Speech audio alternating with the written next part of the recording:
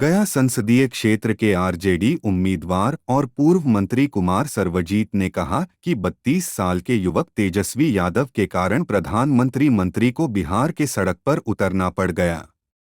इसी से अंदाजा लगा सकते हैं।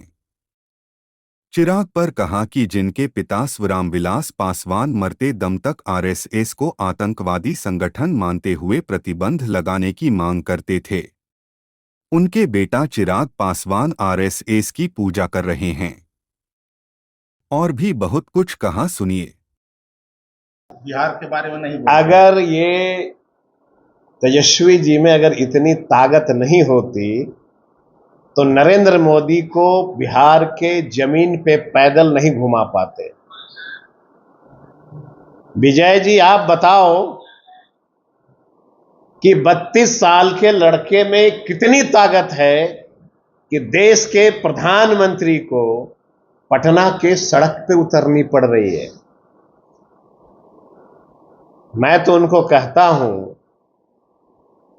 कि आप अपने राजनीतिक जीवन में कभी किसी एक जाति धर्म का अगर वोट दिलाने की हैसियत रखते हो तो मेरे साथ आके डिबेट कर लो। भला बताइए, बिहार में अकेले 32 साल का लड़का घूम रहा हो और माननीय प्रधानमंत्री जी को सड़क पे रोड शो करना पड़ रहा हो, इससे बड़ा विडंबना देश के प्रधानमंत्री के लिए कुछ नहीं हो सकता। बहुत सारी बातें हैं। इलेक्शन में बहुत तरह के लोग बहुत तरह के बयान देते हैं। अब मैं एक छोटा सा उदाहरण देता हूं। चिराग जी ने कहा कि रिजर्वेशन को कोई खत्म नहीं कर सकता है। मुझे जहां तक जानकारी है कि देश में मात्र एक रामविलास पासवान ऐसे व्यक्ति थे जिन्होंने अपनी राजनीतिक जीवन की अंतिम क्षण तक कहा कि आरएसएस के ऊपर बैन लगना चाहिए, आतंकवादी है ये। तो आखिर क्या वजह था कि चिराग जी के पिताजी आरएसएस को हमेशा आतंकवादी घोषित करने की मांग करते रहे और आज उनके मरणोपरांत बेटा आरएसएस का पूजा क्यों कर रहा है? ये मैं नहीं कहता हूं, कोई भी वीडियो क्लिप निकाल के देख लीजिएगा स्वर्गीय रामविलास जी का। आजीवन उन्होंने कहा कि आरएसएस इस देश के लिए खतरा है। आज उन्हीं का पैदा किया हुआ बेटा आरएसएस के मित्र बन बैठे हैं।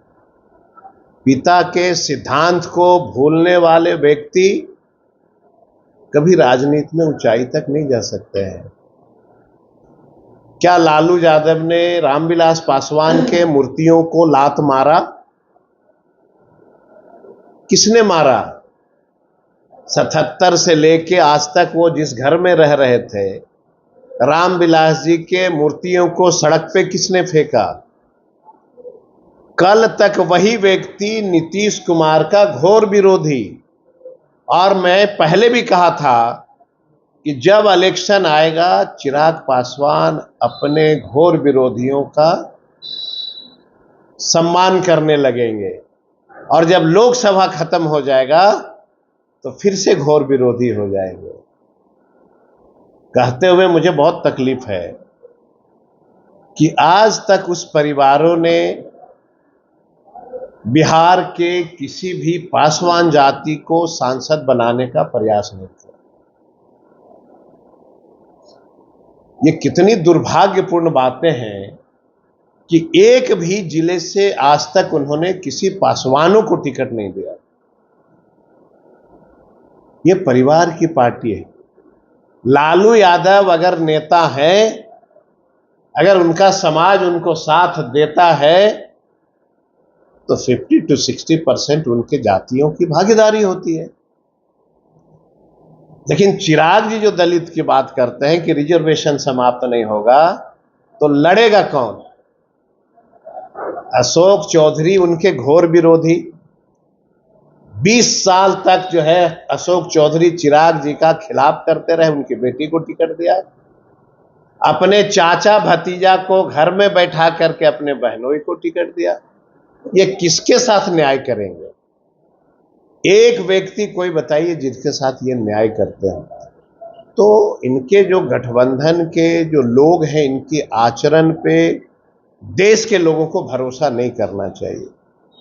कब ये क्या कहेंगे, क्या करेंगे। कल तक कह रहे थे कि मेरी सरकार बनेगी तो सिलेंडर 400 में मिलेगा, 1200 में मिलता है। इन्होंने कहा कि भगवान राम का मंदिर कांग्रेसियों ने नहीं बनने दिया, तो ये भगवान राम का मंदिर नहीं बनेगा, इसमें चिराग जी भी दोषी, क्योंकि लगातार उनके फादर उसी गठबंधन में थे कि नहीं थे। तो मंदिर नहीं बने, इसकी पूरी जिम्मेवारी भी रामविलास जी की थी, क्योंकि वह सदन में हमेशा बोलते रहते थे कि कहीं भी किसी भी ग्रंथ में हिंदू शब्द का प्रयोग नहीं लिखा हुआ है। आप बाइट देख लीजिए। आज उन्हीं का बेटा, जिनके पिता ने लगातार हिंदू धर्म का नाम पे, माने धर्म के नाम पे विरोध जताया, आज उनका बेटा के हाथ में यहां से यहां तक देखिएगा फीता बंधा होता है। अगर बस चले, अगर नरेंद्र मोदी जी उनको कह दिए तो पूरा शरीर में फीता बांध ले, लेकिन खैर हमको इसका विरोध नहीं है। धर्म सबका जन्मसिद्ध अधिकार है, और कोई व्यक्ति, किसी भी व्यक्ति को कौन सी भगवान का पूजा करना है ये सिखाने का अधिकार ना हमारे संविधान में है, ना हमारे किसी का जिम्मेवारी है। सब व्यक्ति माँ के पेट से जन्म लेता है और अपने अपने धर्म को अपना लेता है। सबसे बड़ा धर्म हिंदुस्तानी होना, इससे बड़ा कोई धर्म नहीं हो सकता है। इस देश का नागरिक होना, इससे बड़ा कोई धर्म नहीं हो सकता है।